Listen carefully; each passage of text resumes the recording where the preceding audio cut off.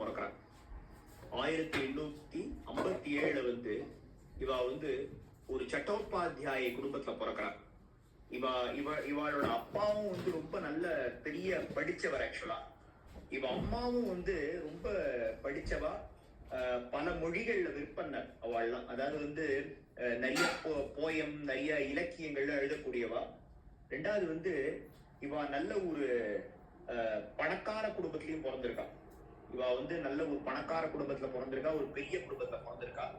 அவ்வளவு செல்வ செழிப்பு மிக்க குடும்பத்துல பிறந்து இவா என்ன பண்றான்னா, சின்ன வயசுல இருந்தே இவாளோட அம்மாவும் பாட்டியும் சொல்லி கொடுத்த அந்த பக்தி கதைகள், அந்த பக்தர்களை பத்தி, அந்த மகான்களை பத்தின கதைகள்லாம் இவாளுக்கு உள்ள ஊறி போய் அதுல ஒரு தாகம் ஏற்படுறது.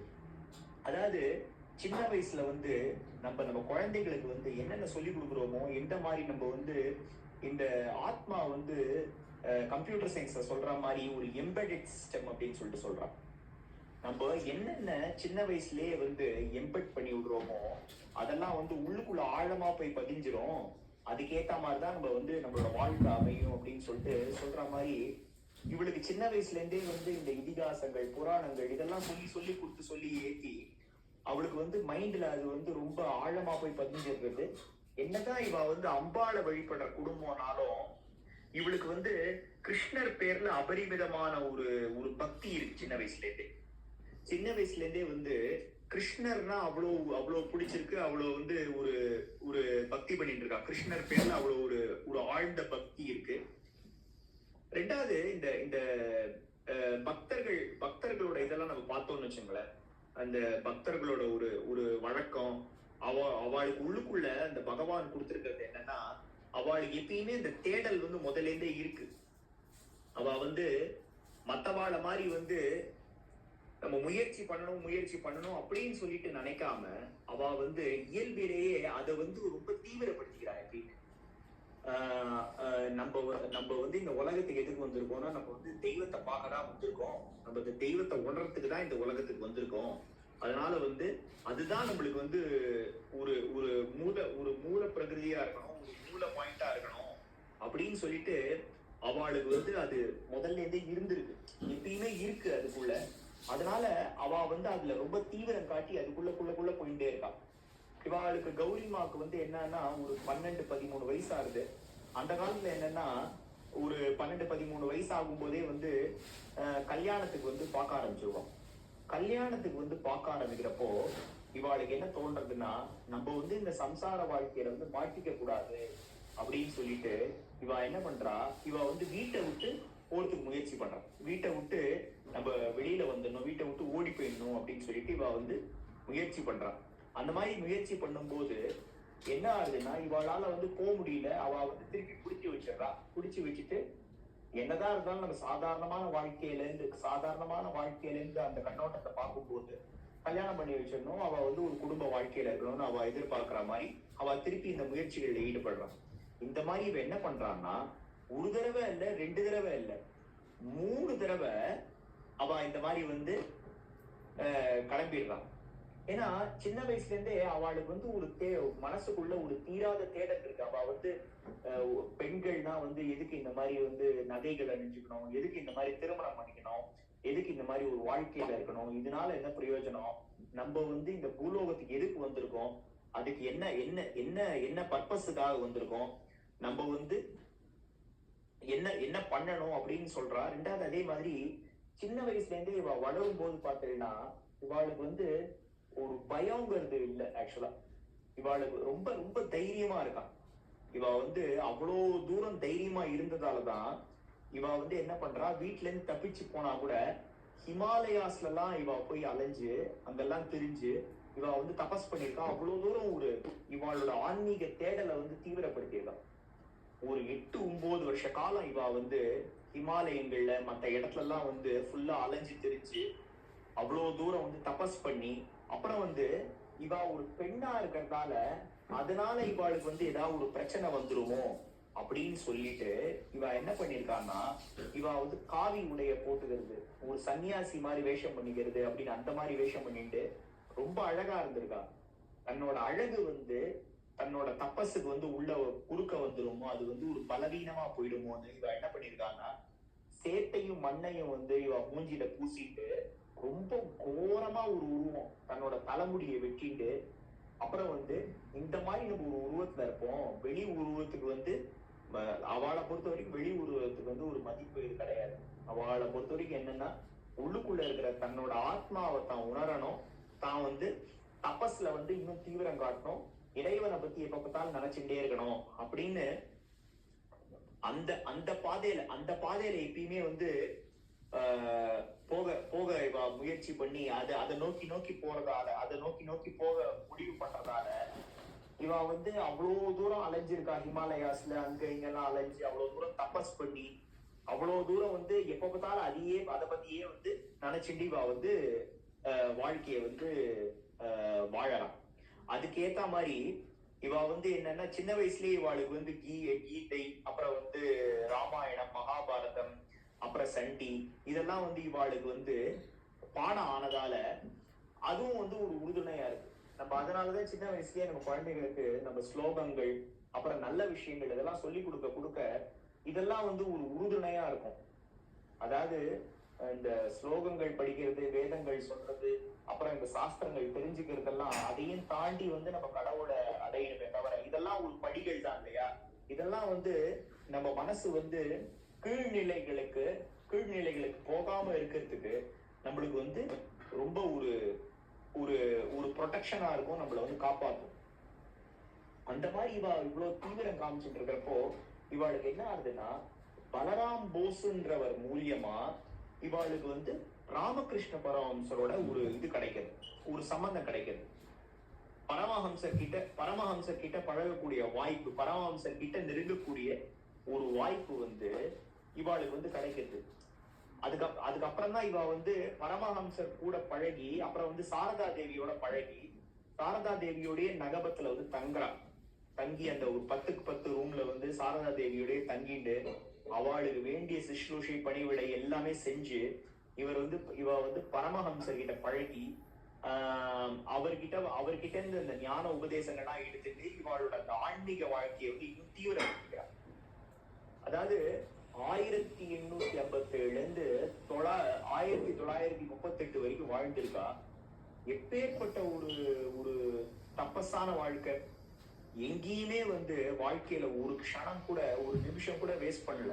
ஏன்னா அவ்வளோ தூரம் இவளோட அந்த குறுகிய வாழ்க்கையில அவ்வளோ இடத்துக்கு போயிருக்கா, அவ்வளோ ஸ்தலங்களுக்கு போயிருக்கா. அவ்வளோ தூரம் ஒரு நிமிஷத்தை கூட பாழடிக்காம வீண் பண்ணாம குருதேவர் சொல்லி கொடுத்த அந்த ரிலீஜியஸ் பிராக்டிசஸ், அந்த பெனன்சஸ் வந்து இவ வந்து வாழ்க்கைக்குள்ள பண்ணிட்டே இருந்திருக்கா. இது வந்து இந்த கௌரிமா பத்தி இந்த ராமகிருஷ்ணபுரம் கடவுளன் வாழ்ந்தவர்கள் அந்த புக்ல வந்து போட்டிருக்கான். எவ்வளவு சூப்பரா தெரியுமா போட்டிருக்கான். அதாவது வந்து ஒரு எப்படி ஒரு நீர் வந்து ஒரே இடத்துல இருந்ததுன்னா அது கெட்டு போயிடுமோ, இந்த சன்னியாசிகளும் துறவிகளும் நம்ம ஏதாவது ஒரே இடத்துல இருந்தோம்னா நம்ம ஏதாவது ஒரு குறிப்பிட்ட பழக்க வழக்கங்களுக்கு வச்சுட்டு நம்ம வாழ்க்கை வீணா போயிடும். நம்ம வந்து ஒரு ஆறு போல நதி போல போயிட்டே இருக்கணும், நம்ம வந்து நம்மள தூய்மையா வச்சுக்கணும், எப்ப பார்த்தாலும் தபஸ் பண்ணணும் அப்படின்னு அந்த நோக்குல வந்து இவெல்லாம் வந்து பயணம் பண்ணிட்டே இருந்திருக்கா. இன்னைக்கு வந்து நம்மளுக்கு இவ்வளவு வசதி இருக்கு, வசதிகள், டிரான்ஸ்போர்டேஷன் வசதிகள் இல்லாத காலத்துல கூட எதை பத்தியும் வந்து கவலைப்படாம, எதை பத்தியும் நினைக்காம கடவுள் இருக்கார், கடவுள் எப்பயும் நம்மளை காப்பாற்றுவார், நம்ம குருதேவர் இருக்கார், குருதேவர் காப்பாற்றுவார்னு அந்த ஒரு நம்பிக்கையை வச்சுட்டு இவெல்லாம் அவ்வளவு தூரம் வந்து பயணம் பண்ணியிருக்கா. அவ்வளவு தூரம் வந்து இவ ஈடுபட்டு இருக்கா. அதாவது வந்து பரமஹம்சரோட இருக்கும் போதும் சரி, பிருந்தாவனத்துல போய் இருக்கும் போதும் சரி, அதுக்கப்புறம் வந்து சாரதேஸ்வரின்னு ஆசிரமத்தை தனியா ஆரம்பிச்சு பரமஹம்சர் சொன்ன மாதிரி பெண்களுக்கெல்லாம் வந்து வாழ்க்கையில வந்து அதாவது வந்து பெண்களோட நிலைமை ரொம்ப மோசமா இருந்து அந்த நேரத்துல நீ வந்து உமன் அப்லிஃப்ட்மெண்ட்டுக்கு வந்து ஒர்க் பண்ணணும் அப்படின்னு சொல்லும் போது சரி, ஒரு பக்கத்துல புரட்சியும் பண்ணிருக்கா, இன்னொரு பக்கத்துல வந்து இந்த மாதிரி பக்தியும் வளர்த்திருக்கா. அண்ணா நேத்தி சொன்ன மாதிரி அதனால்தான் சுவாமி விவேகானந்தரே வந்து நிவேதித்தை கிட்ட போய் நீ வந்து அந்த இவாளை போய் நீ தரிசனம் பண்ணு சேவி அப்படின்னு சொல்றாருன்னா அப்ப எவ்வளவு தூரம் வந்து இவா வந்து தபஸ் பண்ணிருப்பா. அதுவும் தன்னோட உடம்பெல்லாம் பார்க்காத இவெல்லாம் வந்து அவ்வளவு தூரம் வந்து ஒரு சேவை பண்ணிருக்கப்போ சாரதா தேவி இருந்தான்னா ஒரு 10க்கு 10 ரூம்ல இருந்தாலாம். பரமஹம்சர் இருந்த ரூமுக்கு ஆப்போசிட்ல அந்த 10க்கு 10 ரூம்ல இருந்து கார்த்தால 4 மணிக்கு எழுந்தாங்கன்னா நைட்டு 11 மணி வரைக்கும் வேலை இருந்துட்டே இருக்குமா. அவ்வளவு சீடர்கள் இருக்கிறதால அவ்வளவு பேருக்கு அவ்வளவு சாப்பாடு போட்டு அவளுக்கு எல்லாம் பணிவிட பண்ணி, குருதேவருக்கு பணிவிட பண்ணி, இவ்வளவு பண்ணாலும் அவ எப்பயுமே ஒரு சந்தோஷமா இருப்பாள். அதே மாதிரி அவளுக்கு எவ்வளவு ஒரு சாரதா தேவிக்கு இப்போ கௌரிமாவை பத்தி சொல்லும் போது கௌரிமா அவ்வளவு தூரம் சாரதாம்பாளோட கூடிய இருந்ததால பரமஹம்சரோட உபதேசங்களே ரொம்ப எளிய உபதேசங்கள் தான். பரமஹம்சரோட உபதேசங்களை ஒப்பிட்டு பார்க்கும்போது சாரதா தேவியோட உபதேசங்கள் இன்னும் ரொம்ப எளிய உபதேசங்கள். பின்னாடி துணி துவைச்சுட்டு இருப்பாளாம், இல்லைன்னா ஏதாவது பாத்திரம் விளக்கிட்டு இருப்பாளாம். அப்ப யாராவது ஒரு பக்தர் வருவாளாம், எனக்கு உபதேசம் பண்ணுங்க அப்படின்னு சொல்லிட்டு. அப்படியா, உபதேசம் பண்ணணுமா, சரிவா உட்காந்துக்கோ அப்படின்னு சொல்லிட்டு கையை கால்லாம் தொடச்சுட்டு அப்புறம் உள்ள உபதேசம் பண்ணணும்னா நீ ஏதாவது ஒரு இது கொடுக்கணும், ஒரு தட்சணை கொடுக்கணும். சரி இரு, இந்த ரூம்ல ஏதாவது ஒரு பழம் இல்லைன்னா ஏதாவது ஒரு பாக்கு ஏதாவது ஒரு வெத்தலை இருக்கா பாப்போம்னு பார்த்து அதை எடுத்து அவகிட்ட கொடுத்துட்டு, இப்ப நான் உங்ககிட்ட இது இது நீ எடுத்துட்டு வந்தாவா, நீ என்கிட்ட கொடு. சரி, நான் இப்ப வாங்கிட்டேன் உங்ககிட்ட, நீ எனக்கு பண்ணிட்ட, சரியா, சரி ஒரு நிமிஷம் இரு, நான் குருதேவர்கிட்ட கேட்டுக்கிறேன்னு கண்ணை மூடி குருதேவரை பிரார்த்தனை பண்ணிப்பாளாம். குருதேவரை பிரார்த்தனை பண்ணிட்டு இவளுக்கு இல்லைன்னா இவனுக்கு எந்த எந்த எந்த தெய்வத்தோட மூல மந்திரத்தை நம்ம சொல்லலாம், எந்த உபதேசம் பண்ணலாம்னு சொல்லிட்டு அந்த தெய்வத்தை அந்த மந்திரத்தை சொல்லி நினைச்சு இங்க பாருன்னு செவுத்த காமிப்பாளாம். செவுத்த காமிச்சா அந்த தேவதையே அந்த தெய்வமே அந்த செவுத்துல தெரியுமா. அப்பேற்பட்ட கருணையோட வடிவம் சாரதாம்பாள், சாரதா தேவி. அப்பேற்பட்ட கருணைய நம்மளுக்கு கொடுத்த சாரதா தேவி மூலியமா, சாரதாம்பாள் மூலியமா நம்மளுக்கு கொடுத்தவர் ராமகிருஷ்ண பரமஹம்சர். அப்போ அவர் அவ்வளோ பெரிய ஒரு பக்தர், அவ்வளோ பெரிய ஒரு மகான், அவ்வளோ பெரிய ஒரு ஞானி. அவர் எவ்வளவு மேலோங்கி இருந்திருந்தா அவர்கிட்ட போய் சேர்ந்த இவாள்லாம் அப்படி இருந்திருப்பா இல்லையா. இவாள்லாம் நவரத்னங்கள். இந்த கௌரிமாவாகட்டும், அப்புறம் மத்த பக்தர்களாகட்டும், அந்த கடவுளுடன் வாழ்ந்தவர்கள் இந்த புஸ்தகத்துல போட்டிருக்கிற மத்த பக்தர்களாகட்டும், இவாள்லாம் சாதாரணமான ஒரு ஆத்மாக்கள் கிடையாது. கடவுளை அடையணும்னு அவ்வளோ தீவிரம் காமிச்சு அதை நோக்கி அவ்வளவு தூரம் இவ இது பண்ணிருக்கா, அவ்வளவு தூரம் பிரயத்தனப்பட்டிருக்கா. அதாவது இதுல ஒரு பாடல் போட்டிருக்கா பாருங்களேன். பித்தனாய் ஆக்கிட வேண்டும் அம்மா இந்த பேதையை பிரம்மமய பொருளே, எத்தனை ஆராய்ச்சி அறிவினால் செய்யினும் எள்ளத்தனையும் பயன் இல்லையே. நான் ஸ்ரீ ராமகிருஷ்ணரை பற்றி சிந்திக்கும் போதெல்லாம் தட்சிணேஸ்வரத்தில் அவர் சமாதியில் ஆழ்ந்த நிலையில் தமது இனிமையான குரலில் அவர் ராமகிருஷ்ண பாடுறாராம். பித்தனாய் ஆக்கிட வேண்டும் அம்மா இந்த பேதையை பிரம்மமய பொருளே, எத்தனை ஆராய்ச்சி அறிவினால் செய்யினும் எள்ளத்தனையும் பயன் இல்லையே. நான் எவ்வளவுதான் ஆராய்ச்சி செஞ்சாலும் என்னோட மூளைக்கு இதெல்லாம் எட்டாத பொருளா இருக்கே அம்மா, எனக்கு உன்னை விட்டா வேற யாருமே இல்ல, அதனால நீ தான் எனக்கு அருள் புரியணும் அப்படின்னு சொல்லிட்டு சொல்றார். இன்னொரு இடத்துல ஸ்ரீ ராமகிருஷ்ணர் லட்சிய துறவியோ ஜீவன் முக்தரோ மட்டுமல்ல, அவர் ஒரு சக்தி உபாசகர், மாபெரும் சக்தி நிலையம் அவர். இப்பொழுது அவரது சக்தி எல்லா திசைகளிலும் பரவத் தொடங்கியுள்ளது. அவரது பெயரால் நற்பணி மன்றங்கள் நாடெங்கிலும் உருவாகத் தொடங்கியுள்ளன. அவரது இதயம் ஏழைகளுக்காகவும் துயரற்றவர்களுக்காகவும் இறங்கியது. சுவாமி விவேகானந்தர் மனித ரூபத்தில் வாழும் கடவுளை வழிபடுகின்ற கருத்தை குருதேவரிடமிருந்தே கற்றுக்கொண்டார். அதையே அவர் உலகம் முழுவதும் பிரச்சாரமும் செய்தார். அதாவது அவர் ஒரு லட்சியத்துடன் மட்டும் கிடையாது, ஒரு ஜீவன் முக்தர் மட்டும் கிடையாது, அவர் ஒரு பேங்க்ன்றார். அதாவது அம்பாளோட ஒரு பேங்க், சக்தி நிலையம் அப்படின்றார். அவள் எப்பேற்பட்ட ஒரு வாழ்க்கை வாழ்ந்திருக்கா இவாள்லாம். அவர்கிட்ட, அதாவது அவர்கிட்ட போனோம்னா அதுக்கு ஒரு தகுதி வேணாமா? அப்ப எப்படி இவாளோட தகுதியை வளர்த்துட்டு அப்புறம் அவர்கிட்ட போய் இவ தன்னை சமர்ப்பிச்சு தன்னை ஒப்படைச்சு. ராமகிருஷ்ண பரமஹம்சர் எல்லாரையும் எல்லாம் ஏத்துக்கல. அவர்கிட்ட இருக்கிற ஒரு சீடன் போய் சொல்றான், யாரோ சாரதானந்தரோ யாரோ ராமகிருஷ்ணானந்தரோ அவன் வந்து வேலைக்கு போயிட்டான் அப்படின்னு சொல்லிட்டு சொல்றான். அவன் அவன் வேலைக்கு போயிட்டான்ற ஒரு செய்தி என் காதுல விடுறதோட அவன் செத்து போயிட்டான் அப்படின்னு அந்த செய்தி ஊர்ந்தாலே மேல் அப்படின்றார் அவர். என்ன குருதேவா இப்படி சொல்லிட்டேன்னா, இவாள்லாம் அதுக்கு பிறக்கலடா, இவ வந்து லௌகீகத்துக்கு பிறக்கல, இவ வந்து ஆன்மீகத்துக்கு பிறக்கலடான்னு சொன்னப்போ, இல்ல குருவே, அவ அம்மா ரொம்ப கஷ்டப்படுறா, அவளுக்கு குடும்பத்துல பைசா இல்லைன்னா அம்மாக்காக போறானா, அப்ப போட்டோம் பரவாயில்ல அப்படின்னு சொல்லிட்டு சொல்றேன். அந்த மாதிரி இந்த லோக்க விஷயங்கள், அதாவது லோக்க விஷயங்கள்ங்கிற கழுகுகள் வந்து கொத்தக்கூடாத பழங்களா கனிகளா ஈஸ்வர கோடிகளை ராமகிருஷ்ண பரமஹம்சரே பாதுகாத்தார்.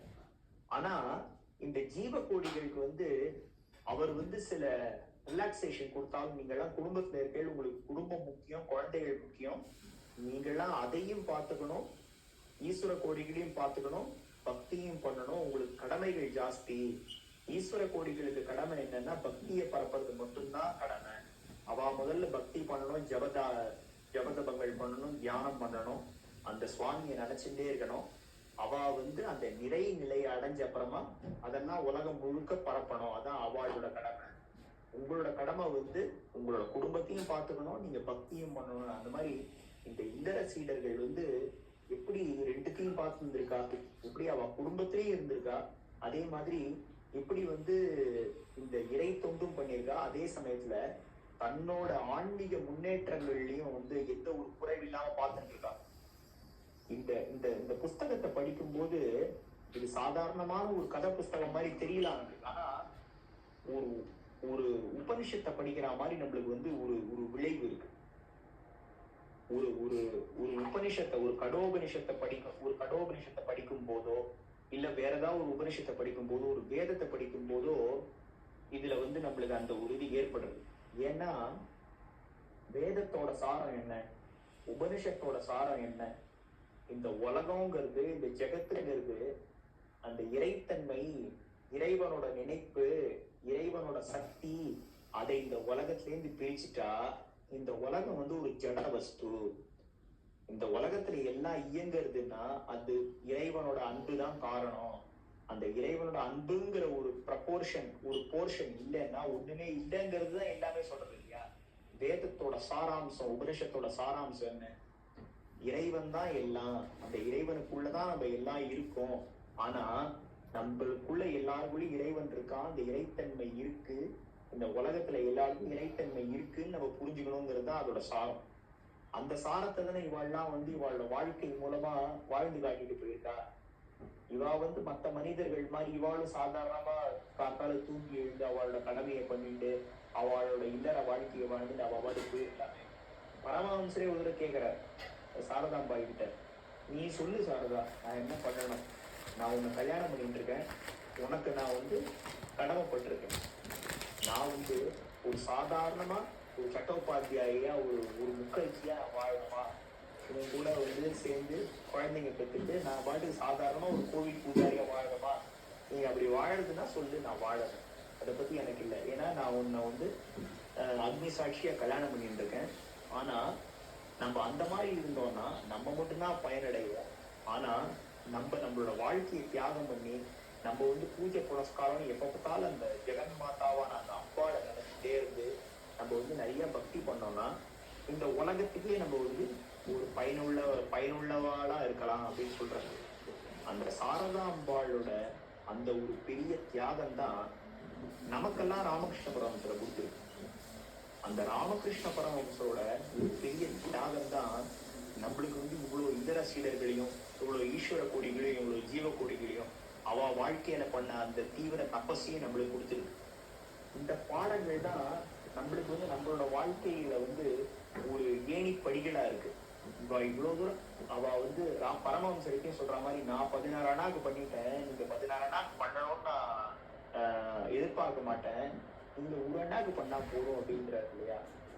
அந்த மாதிரி இவாள்லாம் வந்து இவ்வளவு தீவிரமா தபஸ் பண்ணி இவ்வளவு தூரம் நினைச்சிருக்கா, இவ்வளவு தூரம் எல்லாம் பண்ணிட்டா. இவாள்லாம் நம்ம இவ்வளவு தூரம் பண்ண முடியாட்டியும் நம்மளுக்கு வந்து நம்ம மனசுல எங்கேயாவது ஒரு ஓரமா ஒரு குளிர் விடுறது, நம்மளும் இந்த மாதிரி ஒரு அரை மணி நேரம், ஒரு 15 நிமிஷம் பண்ணுவோம், ஒரு 15 நிமிஷம் தினமும் இந்த உலக வாழ்க்கையை திறந்துட்டு, நம்மளுக்கு இந்த உலகத்துல எதுவுமே சொந்தம் இல்லை, நம்மளும் இந்த உலகத்துல யாருக்கும் சொந்தம் இல்லை அப்படின்னு நினைச்சிட்டு இந்த பட்டினத்தார் பாட்டுல வர மாதிரி, சுற்றத்தை அடர்ந்த சந்தை கூட்டமென்றே இது வாழ்வை வருங்கமணி நெஞ்சே சத்குரு பாதத்தை நம்பு, ஒன்றென்றிரு தெய்வம் உண்டென்றிரு, செல்வமெல்லாம் அன்றென்றிரு,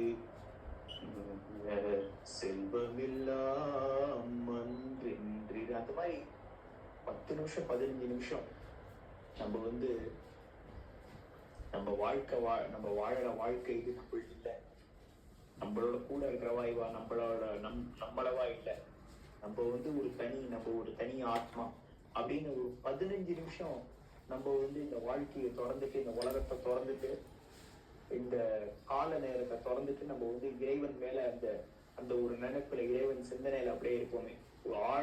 ஆழ்ந்து அந்த அன்புல, இறைவா நான் உன்னை நினைக்கிறேன், நான் உன்னை வந்து லவ் பண்றேன், நான் உன்னை காதலிக்கிறேன். எதுக்கு காதலிக்கிறேன்னா, நான் உன்னை காதல் பண்ணணும்ன்ற விஷயத்துக்காக மட்டும் நான் உன்னை காதலிக்கிறேன். இதுல எந்த ஒரு எதிர்பார்ப்பும் இல்லை. நான் வந்து உன்னோட இந்த அம்சங்கள், உன்னோட இந்த ஒரு ஒரு கல்யாண குணங்கள் இதெல்லாம் வச்சுட்டு, இதெல்லாம் சாக்கா வச்சுட்டு நான் உன்னை வந்து காதலிக்கிறேன் அப்படின்னு நம்ம நம்மளுக்கு அந்த மாதிரி ஒரு எண்ணம் தோன்றதுன்னா, அதுக்கு இந்த மாதிரி மகான்கள் இப்படி வாழ்ந்துட்டு போயிருக்கா. இதுல இன்னொரு இடத்துல நான் படிக்கிறேன் பாருங்க. பிச்சையேற்று வாழ்ந்த காலத்தில் கௌரிமா விரதங்கள், மௌனம், தியானம், சாஸ்திர படிப்பு போன்ற ஆன்மீக சாதனைகளுடன் கூடிய கடுந்தவ வாழ்க்கையை மேற்கொண்டார். சில சமயங்களில் அவர் சூரிய உதயத்திலிருந்து அஸ்தமனம் வரை இஷ்ட மந்திரத்தை ஜபிப்பார். தேவைப்பட்ட நேரத்தில் மட்டும் வீடு வீடாக சென்று பிச்சை ஏற்றார். சில இடங்களில் கிராமத்தினரே முன்வந்து அவருக்கு உணவும் தங்கும் வசதியும் செய்து தந்தனர். இந்த வகையில் அவர் சுமார் 3 வருடங்கள் குளிரிலும் பசியிலும் வாடி பல்வேறு துன்பங்களையும் தாங்கிக் கொண்டு நடந்தே கரடுமுரடான இமயமலை பகுதியில் உள்ள முக்கியமான புண்ணிய தலங்கள் அனைத்தையும் தரிசித்தார். அதாவது எந்த ஒரு வசதி, எந்த ஒரு போக்கியங்கள் கிடையாது, எந்த ஒரு எதிர்பார்ப்பும் கிடையாது. ஆனாலும் காலையிலேருந்து நைட்டு வரைக்கும் ஜபம் பண்ணி, அடுத்த வேளை சாப்பாடு வந்து கேரண்டி கிடையாது, யார் போடுவான்னு தெரியாது, பாதுகாப்பு உறுதி கிடையாது, யார் வேணா என்ன வேணா பண்ணலாமே இல்லையா. நம்ம வந்து நம்ம குடும்பத்தோட போறோம், இல்லைன்னா நம்ம வந்து ஃப்ரெண்ட்ஸோட போறோம் அப்படின்னாலே நம்மளுக்கு வந்து மனசுல வந்து ஒரு பாதுகாப்பின்மை, ஒரு எண்ணம், இன்செக்யூரிட்டி எண்ணம் இருக்கு. இவ வந்து யாரு என்னன்னு தெரியாது. ஆனாலும் சூரிய அஸ்தமனத்திலேருந்து சூரிய உதயத்திலேருந்து சூரிய அஸ்தமனம் வரைக்கும் ஜபத்தை பண்ணிட்டு, அப்புறம் வீடு வீடா போய் வந்து பிக்ஷை எடுத்து சாப்பிட்டு எவ்வளவு தூரம் ஒரு தீவிரத்தை காட்டியிருக்காய்வா இல்லையா. கௌரிமா மீண்டும் நமக்கு பிரியமான ஸ்ரீ ராமகிருஷ்ணரின் லீலாஸ்தனமான பிருந்தாவனம் வந்து சேர்ந்தார். அவரது மாமா ஒருவர் அருகில் உள்ள நகரமான மதுராவில் வாழ்ந்து வந்தார். அவர் கௌரிமாவை கோயிலில் பார்த்துவிட்டு வலுக்கட்டாயமாக வீட்டிற்கு அழைத்து சென்று விட்டார். பிறகு ரகசியமாக கௌரிமாவின் பெற்றோருக்கும் தகவல் அனுப்பிவிட்டார். இதை ஒழித்து யூகித்துக் கொண்ட கௌரிமா அங்கிருந்து தப்பி ஜெய்ப்பூருக்கு ஓடிவிட்டார். அங்கிருந்து அவர் மேற்கிந்தியாவில் உள்ள புஷ்கர், பிரகாஷ், சுதாமபுரி, துவாரகை போன்ற புனித தலங்களுக்கு போய் வந்தார். அதாவது இந்த ஒரு சம்சார வாழ்க்கையில நம்ம வந்து பிடிபடக்கூடாது அப்படின்னு எப்படிலாம் வாழ்ந்திருக்கா. நான் உங்களுக்கு அங்கங்கதான் படிக்கிறேன், அங்கங்க படிச்சு காமிக்கிறேன். ஒரு பேராகிராஃப் இவா எப்படி இருந்திருக்கா, அதோட எசன்ஸ் என்ன, இவா வந்து எங்கெங்கெல்லாம் போயிருக்கா அப்படின்னு சொல்லிட்டு நீங்கெல்லாம் இந்த புஸ்தகத்தை வாங்கி படிச்சேன்னா அதாவது இவ்வளவு ஒரு ஆன்மீக வேட்கையா, இவ்வளவு ஒரு ஆன்மீக தவிப்பு தியாகம், எவ்வளவு தீவிரம் காட்டியிருக்கா. இவாள்லாம் குருதேவரோடயே இருந்திருக்கா, குருதேவர் அந்த பக்தி பண்ணியிருக்கா, அவ்வளவு தூரம் வைராக்கியமா இருந்திருக்கான்னா இவாளுக்கு இவ்வளவு ஒரு ஞான வேட்கை இருக்கு. சாதாரணமான விஷயம் கிடையாது. அதாவது வந்து பல நாள் பட்னி கிடக்கணும். பரிவ்ராஜக சன்னியாசத்துல இருந்த சுவாமி விவேகானந்தர். பரிவ்ராஜக சன்னியாசம்னா என்னன்னா, யாராவது வந்து நம்மள பார்த்துட்டு சுவாமி உங்களுக்கு வந்து பிக்ஷை போடுறேன்னு அவளா வலிய வந்து பிக்ஷை போடணும், இவாளா போய் கேட்க கூடாது.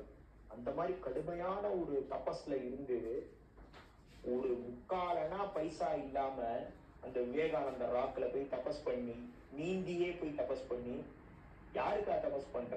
என்னோட இந்தியா வந்து ரொம்ப மோசமான நிலைமையில இருக்கு, என்னோட இந்தியாவோட இந்தியா வந்து வளர்ந்து நல்ல நாடா ஆனோம், இந்த நாட்டுல இருக்கிற மக்கள்லாம் கஷ்டப்படக்கூடாதுன்னு அவ்வளவு தூரம் அமெரிக்கால போய் 7 மணி நேரம் 8 மணி நேரம் ஒரு லட்சம் மைக் இல்லாம அண்ணன் தண்ணி இல்லாம அவ்வளவு பேர் கத்தி கத்தி கத்தி பேசி அந்த செல்வத்தை சேகரிச்சு அது மூலியமா இந்தியா கழிச்சு ராமகிருஷ்ண மரணத்தை கட்டி மக்களுக்கு வந்து கல்வியை கொடுத்து உணவை கொடுத்து நோய்வாய்ப்பட்டவர்களுக்கு வந்து அதுல இருந்து விடுவிப்பு கொடுத்து இவ்வளவு தூரம் பண்ணி தியாக வாழ்க்கை வாழ்ந்திருக்காரு.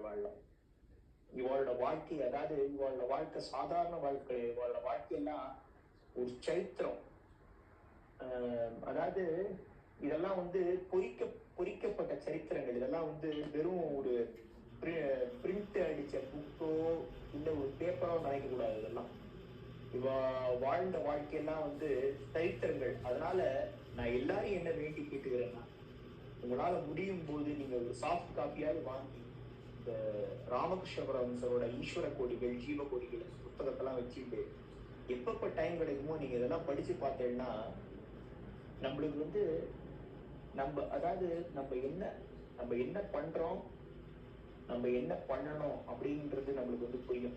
நம்ம பகவான் வந்து நம்மளை எதுக்கு சிருஷ்டி பண்ணியிருக்காரு, எதுக்கு நம்மளை அனுப்பிச்சிருக்காரு, ஆனா வந்து நம்ம என்ன பண்ணிட்டு இருக்கோம், அவரை தேடாம நம்ம என்ன தேடிட்டு இருக்கோம் அப்படின்னு நம்மளுக்கு வந்து அது புரியும். 10th பப்ளிக் எக்ஸாம் அன்னைக்கு காத்தால ஹால் டிக்கெட் எங்கேயோ வச்சுட்டு நம்ம வந்து ஹால் டிக்கெட்டை தேடுறதை விட்டுட்டு ஒரு 2 வாரத்துக்கு முன்னாடி வந்த ஹிந்து பேப்பர்ல நம்ம வந்து இந்தியா ஆஸ்திரேலியா மேட்ச் பார்க்கல, அதுல வந்து டீடைல்டு ஸ்கோர் கார்டு போட்டிருக்காங்க, அது தேடினா அது எவ்வளவு பெரிய ஒரு முட்டாள்தனமான காரியமா இருக்கும். அதனால 10 மணிக்கு எக்ஸாம், அதுக்கு வந்து ஹால் டிக்கெட் வேணும். அந்த ஹால் டிக்கெட் இருந்தாதான் பரீட்சை ஹால்ல உள்ள விடுவான். அந்த ஹால் டிக்கெட்டை தேடாம நம்ம வந்து 2 வாரத்துக்கு முன்னாடி இந்த டெஸ்ட் மேட்ச் நடந்தது, டெஸ்ட் மேட்ச் பார்க்கலன்னா அட்லீஸ்ட் ஸ்கோர் கார்டையாவது பாத்துக்கிறேன், என் மனசு ரொம்ப வேதனையா இருக்கு தாங்கல அப்படின்ற மாதிரி நம்ம அதுதானே பண்ணிட்டு இருக்கோம் வாழ்க்கையில. நம்ம எந்தெந்த விஷயத்துக்கோ கவலைப்படுறோம், நம்ம குழந்தைங்க சரியா படிக்க மாட்டேங்கிறது கவலைப்படுறோம், நம்மளுக்கு வந்து நிறைய பிசினஸ் வர மாட்டேங்கிறது கவலைப்படுறோம், நம்மளுக்கு வந்து நம்ம இருக்கிற வேலையிலேயே ரொம்ப வருஷமா இருக்கும், நம்மளுக்கு சேலரி இன்க்ரிமெண்ட் இல்லைன்னு கவலைப்படுறோம், என்னென்னமோ கவலைகள் இல்லையா, இந்த விஷயத்துக்கெல்லாம் கவலைப்படுறோம். ஆனா இன்னைக்கு ஒரு பொழுது போயிடுத்து, அடுத்த திங்கட்கிழமை வரப்போகுது.